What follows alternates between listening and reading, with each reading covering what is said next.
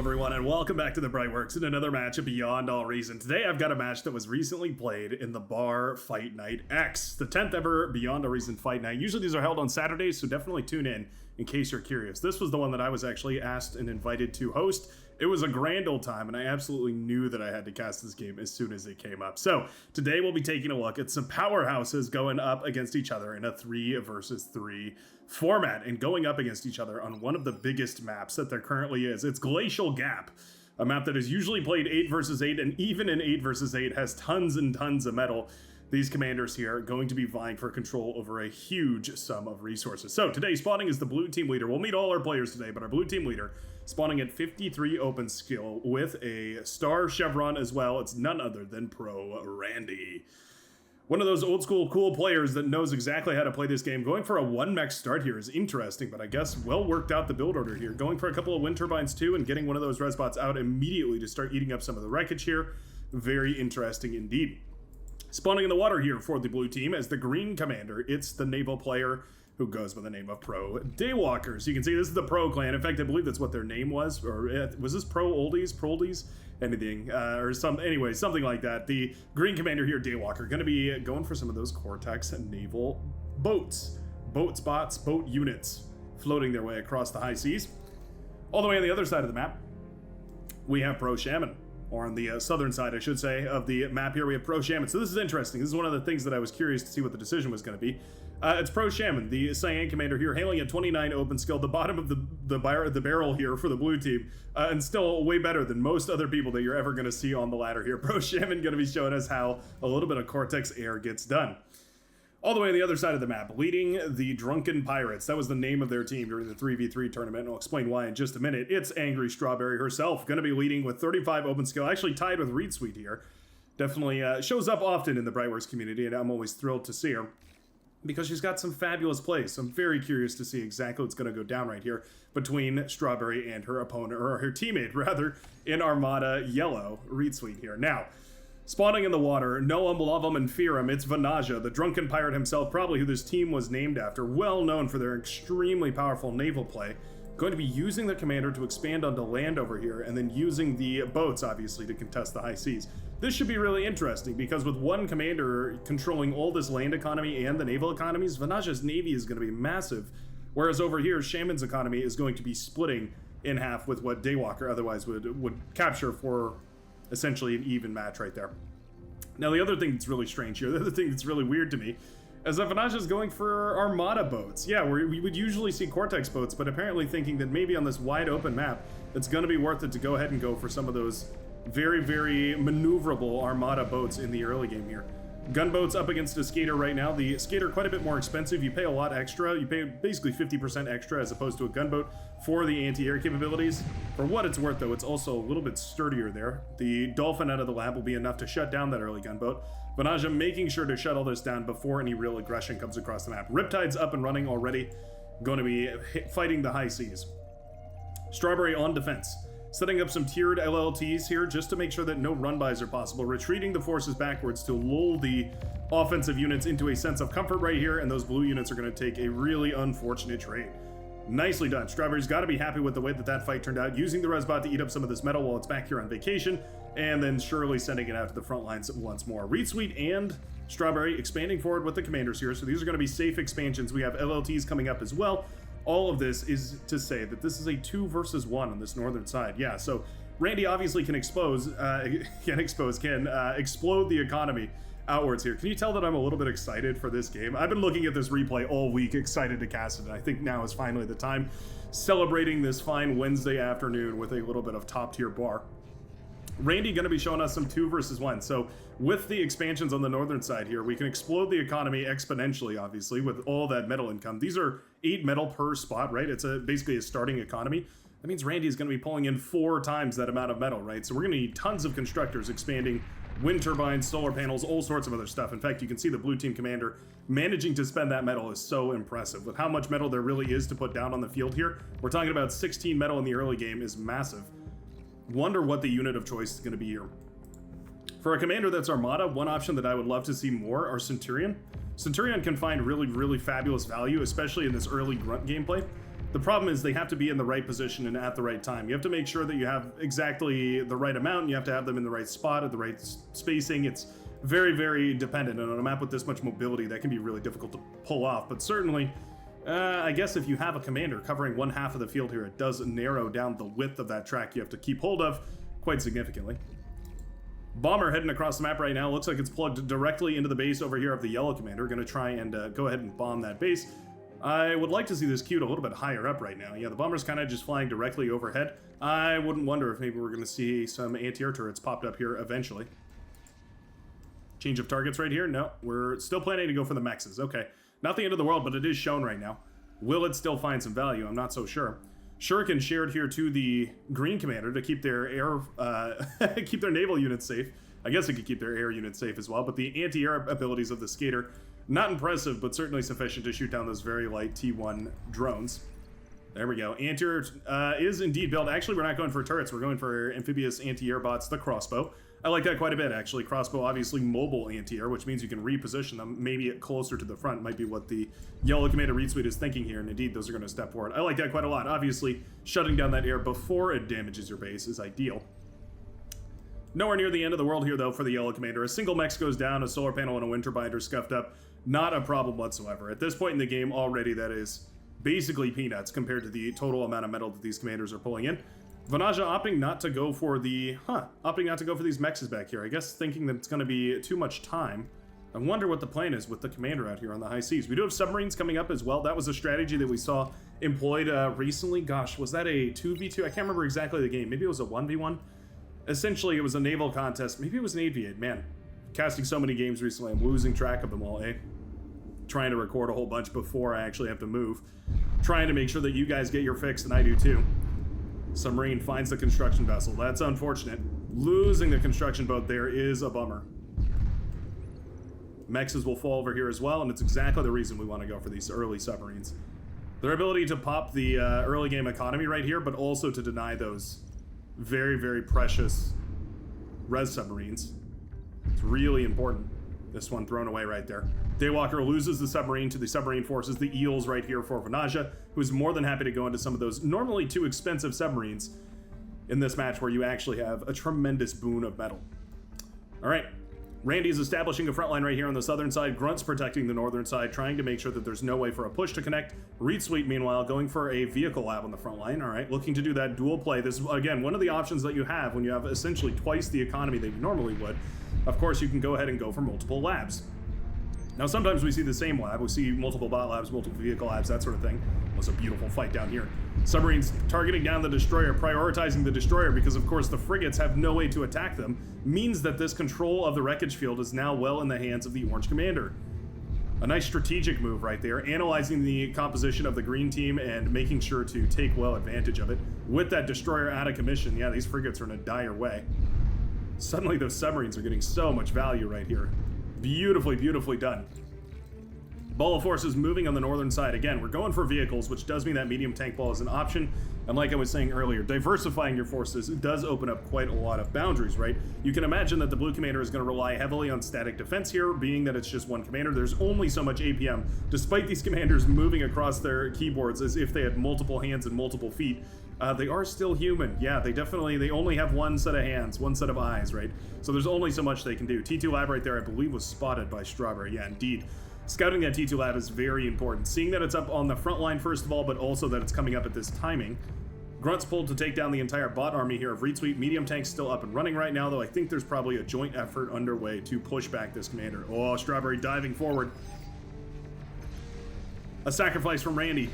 Dives the commander to intercept the Strawberry. Boom goes the red commander right outside of the base right there as the red forces rush inward to try and kill that laboratory. Fiends are going to be on the docket immediately. LLT is trying to save the day here as well. That commander sack did not go the way that Strawberry was hoping. She's hoping that she can get a kill on this laboratory right now. Shuriken's jumping on top of this as well to paralyze the laboratory. Interesting. Trying to shut down that production before those T2 have a chance to turn this battle's efficiency, but I don't think they've done enough. The medium tanks need to kill the lab here. They popped a build power, and that's tremendous, but the laboratory still stands. If those grunts can clean this up, the Shuriken forces here for the Cyan Commander Shaman manage to get on top of those, and the lab stays standing. Fiends now pumped out of the lab, and suddenly this has become a very unfortunate trade. Reed Sweep moving in for the D-gun. The last final hope here for the blue team The yellow commander needs to win this D-gun right here. There's nothing left to stop, though. That commander sacrifice was tremendous. Oh, the commander goes down before the D-gun connects with the lab, dying just moments before, but manages to connect in a big way against that laboratory, meaning the T2 forces will be stunted. Not to mention, of course, that's nearly 3,000 metal directly down the drain. Oh, wow. Immediately, look at the multitasking right here from Randy. I didn't even notice it. In the backline, immediately going for another T2 lab.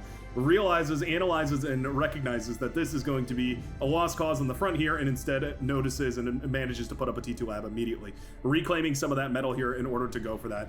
What quick reactions right there from the blue commander, who is desperately trying to hold out against these 2v1 forces. Now, we should expect to see a T2 transition here eventually from one of these commanders on the front line.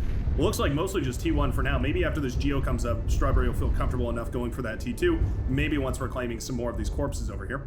Submarines still being pesky, and a lot of those frigates are going down. We do have more and more destroyers coming up every single second, though, and with all these metal extractors locked down, this is going to be very difficult to gain control of Shem. And moving forward with the commander, actually, a transport commander, moving forward to try and capture some of these mechs, locking them down with torpedo launchers, and of course making this very expensive to break. You need either a destroyer, maybe some of those missile boats, but well, obviously that's not available here to the Armada commander in the high seas.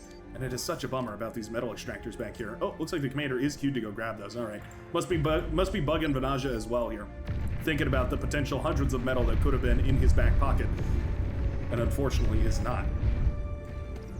There are the Resbots. Strawberry gaining a whopping several hundred metal per second. My goodness, more metal than she even can spend right now. Sending it all back to the team, and you can immediately see the red team benefiting tremendously from that massive influx of resources on the front line. There's the T2 lab, started up immediately, a wonderful metal dump, as of course that 3,000 metal spike is very, very difficult otherwise to find a efficient way to put down. Advanced solar panels, not a bad option either, but of course the T2 lab, spiking your technology is always going to be a wonderful option. Fiends are out now. Perfect to defend against this aggression on the front line. Looks like we've walled off this high ground here. I love to see it. Gonna be planting some LLTs and whatnot over there. Just a little bit of a deterrent to make sure that units can't have an easy time going up there. One of the things about this map is that vehicles can't traverse over there. Big battle going on for the naval sector right there. Let's get a good close-up of some of these boats firing away. Yeah, beautiful.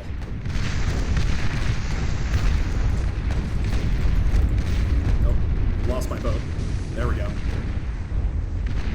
Destroyers on the high seas here. A little bit cheaper for Armada. It means, of course, that Vanaja has ever so slightly an advantage if he manages to get more and more of those destroyers up and running. It is a matter of getting that snowball going, though. There we go. 1 or 2 1-fights, though. And with a couple of good engagements, the Orange Commander manages to take a nice lead here. Res subs rushing in immediately to start reclaiming as much of this field as possible. Easy not to overcommit onto this and then suddenly lose all your forces and have no way to defend those res subs while they work. Sumos pumped out of the lab at this point from the red commander, Strawberry, using those sumos in order to actually try and defend the lab here. Obviously a lot easier. The angle at which you have to defend the lab is a lot shallower the closer to the lab that you get, so making these sumos and keeping them on defense makes a lot of sense. Can I explain that? Hold on, I'm gonna take 1 second to explain what I mean. Essentially, you can imagine that this lab has you can think of it like circles, right? This lab has an inner circle where basically the slowest of units can reach in no time, versus if you imagined a cone extruding outwards right here, the distance for a sumo to get to any one position on this cone takes longer and longer, right? So this is essentially offensive zone, offense, and this is the defensive zone over here on the center close to the lab. So it's a wise decision for the Strawberry to go ahead and go for some of those slower units here for the defense rather than just matching with the Fiends, because obviously once you kill the Fiends you have way more time to go ahead and get aggressive. Anyways, long-winded explanations aside, these Fiends are causing quite a havoc. Shuriken doing a great job of making as many of these fights efficient as possible, but still, yeah, definitely a little bit risky going up against those Fiends. As soon as there's enough anti-air to shuttle that down, those Fiends are going to have a field day burning across all those T1 units. Whenever I see this many T1 units, it can't be helped but think about maybe seeing a little bit of a reclaim expansion, right? Just going ahead and reclaiming a bunch of these tanks.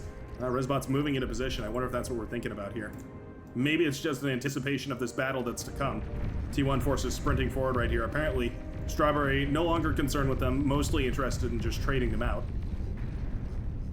Fiends are more than happy to agree to that deal. Another massive engagement over here on the naval high seas. So this is a weird kind of engagement because Armada boats are extremely powerful on the offense. They lose about half their firepower, maybe a little less than half their firepower on the retreat. That's because these guns can't fire through the tower, right? So you can imagine that forward gun can't fire past its rear gun, so it won't fire at all. It means that with Armada, you want to be really, really aggressive, which is kind of interesting because that's not usually how I feel like Armada plays. Typically, Cortex are the ones that are almost always aggressive and trying to make big plays around the map, right? Try and be brute forcing their way into different sectors of the map.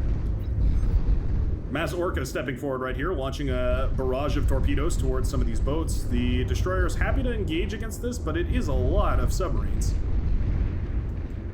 You can almost think of the destroyer's anti-submarine weapon sort of like a passive weapon. It just kind of happens over time as opposed to the... It's a guaranteed connection, but it just happens over time as opposed to, for instance, the submarine or the cannon weaponry where, you know, there's a chance it might connect, but there's a big chance that it won't. But with this much of a naval advantage as far as the economy goes, certainly Daywalker is having a field day right here. Made up somewhat for by the fact that Vanajah has all these land metal extractors, but capturing all these mexes here and keeping a hold of them, denying the metal extractors here to the Orange Commander definitely puts an economic strain on what Vanajah is able to do.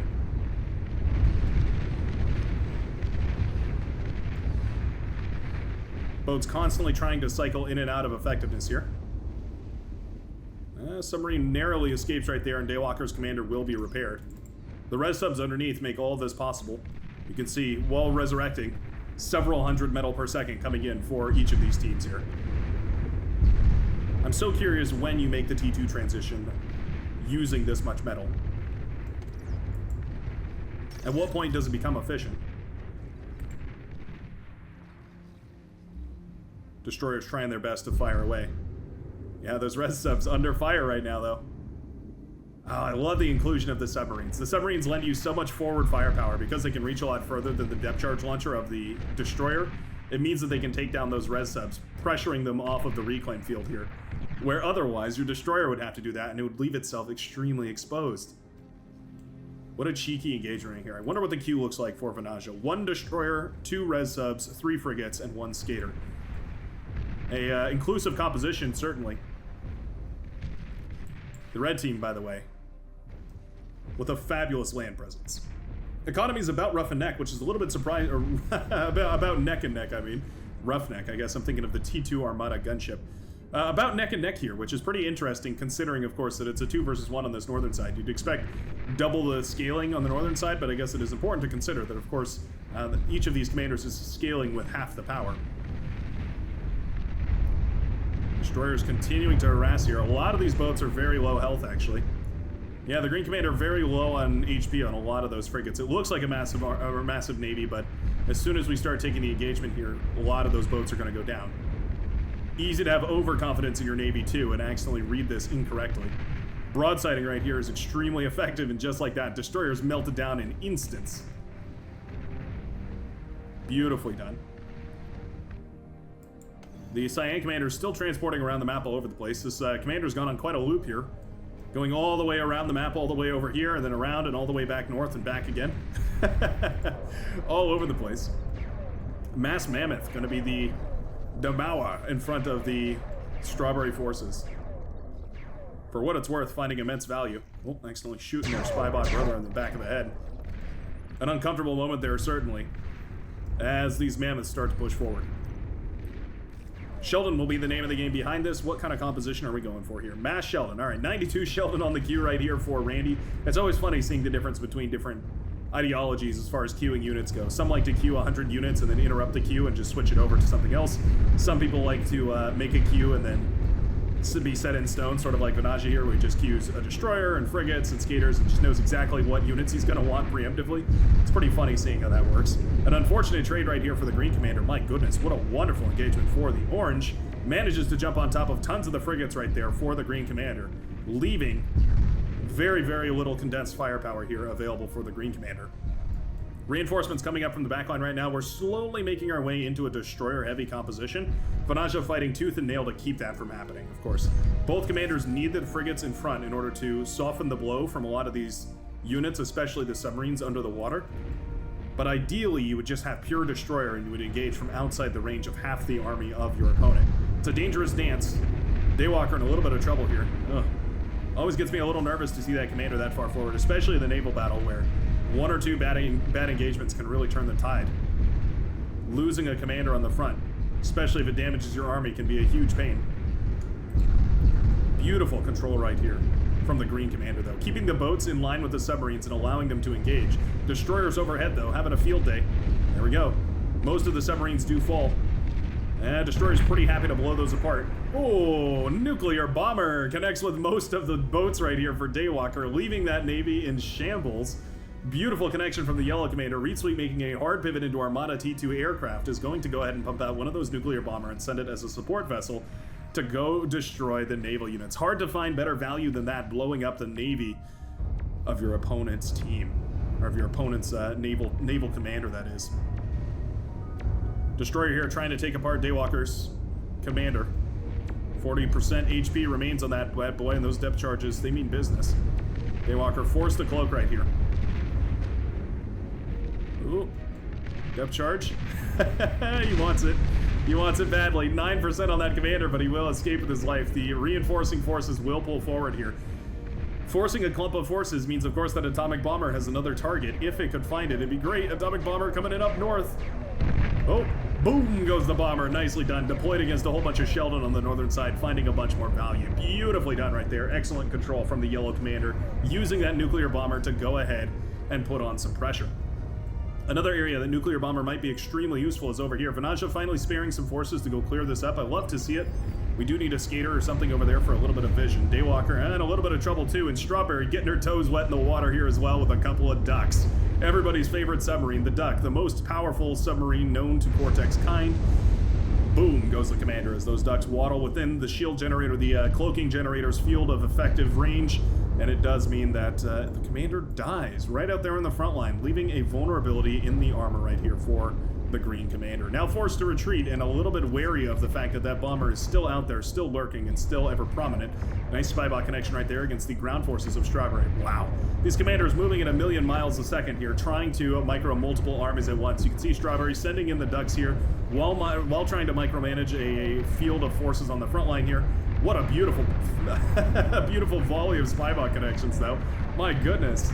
Fiends running forward, grunts included as well. It's one of my favorite Cortex compositions. It gives you a lot of single target heavy heat damage, but it also allows you to disperse some of that damage with those laser beams against things like tick spam, all that sort of stuff. Spybots opening up the armor plating right here, peeling back the exposed areas of the red and yellow frontline economies. Advanced geothermal is spotted. I can't help but wonder if maybe a bombing run or some such aggression would be prompted to try and pop that. Obviously, that AGO going up would devastate the backline or the frontline production right here of the yellow commander. Sheldon here having a tremendous effect, and Spybots with their assistance of the Sheldon here, providing perfect vision and allowing 100% connections. Suddenly, the overwhelming force of the blue commander breaks the line. Massive clump of Navy units. I can't help but wonder if that nuclear bomber right here could be used again to blow apart the Navy.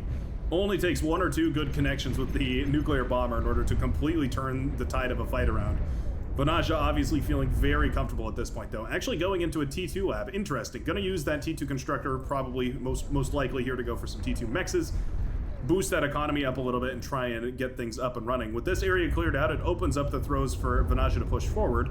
Torpedo launcher trying its very best, but Destroyer's more than happy to take down those metal extractors. Ducks also likewise, tearing apart those metal extractors and opening up a lot of opportunities. Spybots all over the place, my goodness. Randy's so good with that spybot control here. Lightning tanks AFK on the front line, trying to evade the fire from the Sheldon, but with the Mammoth for its extremely long vision range as well, it's the perfect unit to put out in front of a whole bunch of Sheldon. It's brutal, it's not very fast moving, which is actually a benefit to the Sheldon, because of course they're not necessarily the pinnacle of speed either. Randy, you cheeky devil.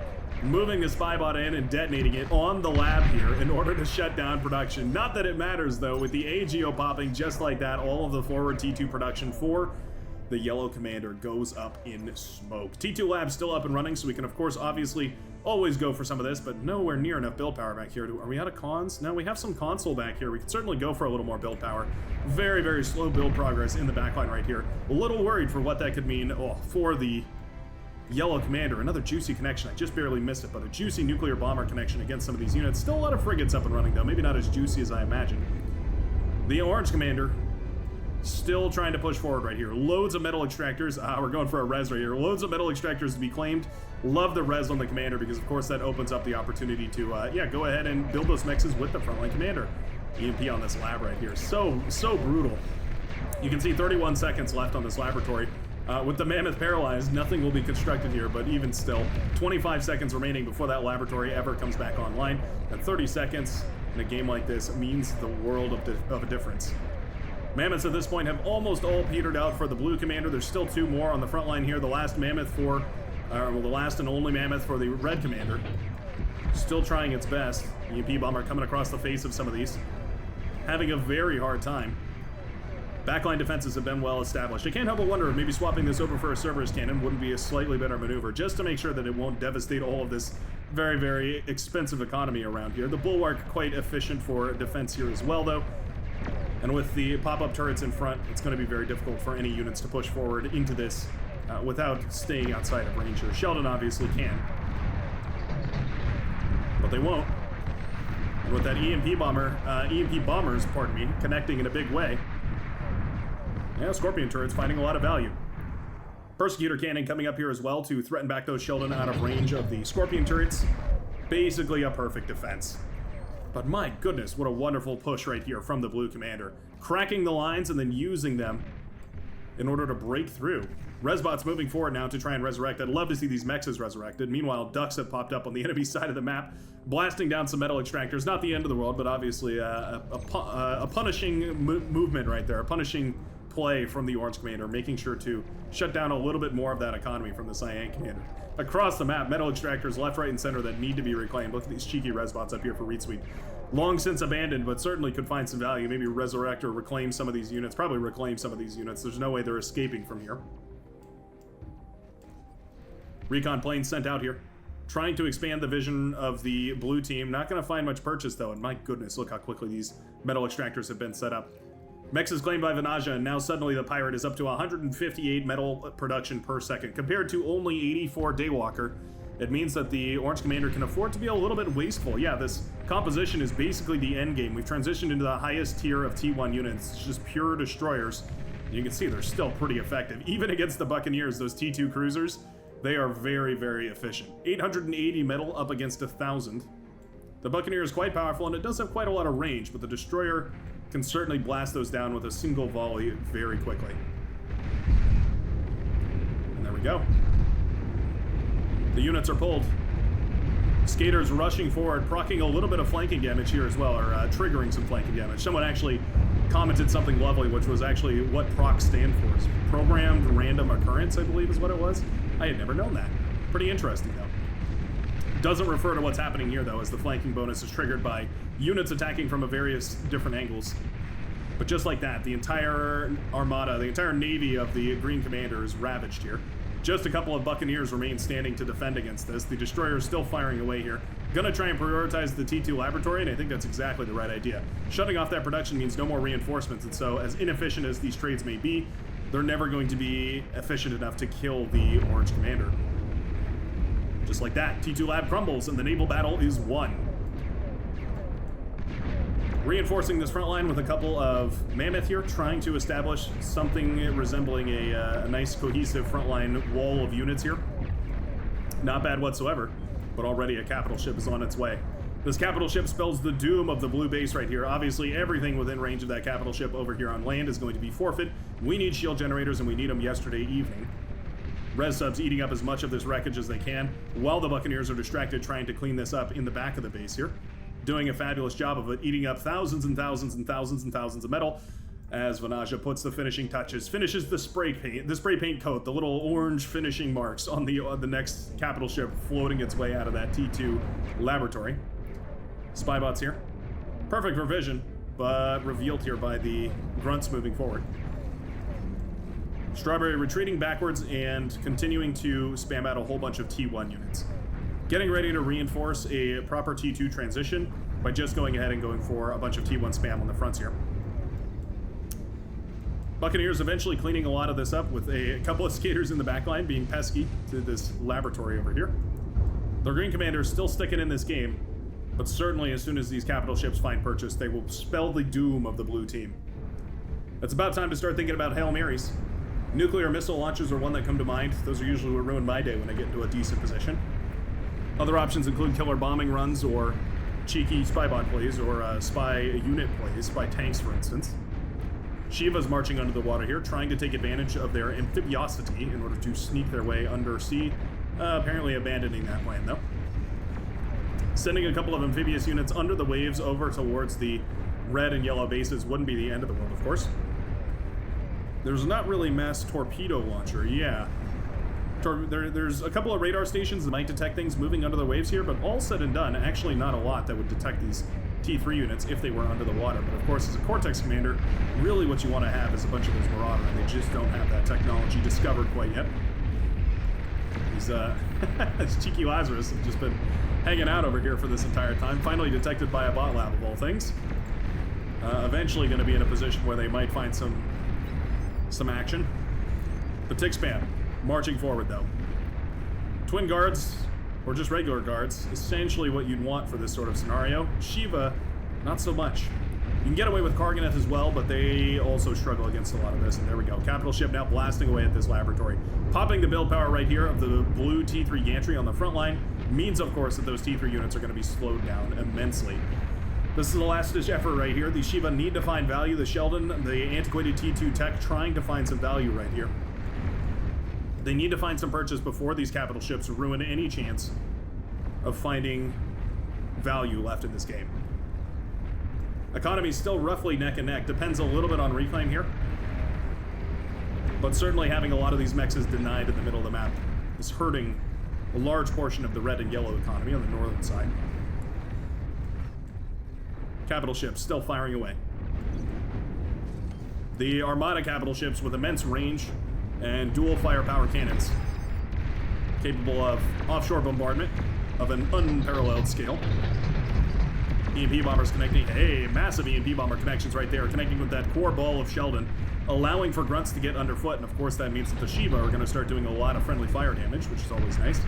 Regular bombers coming in to finish the job here as well, and just like that, the T3 lab is devastated. Capital ships tearing it asunder. Let's see how they defend themselves. I want to picture these firing all their guns. I need a picture without spoiling the match. There we go. Beautiful.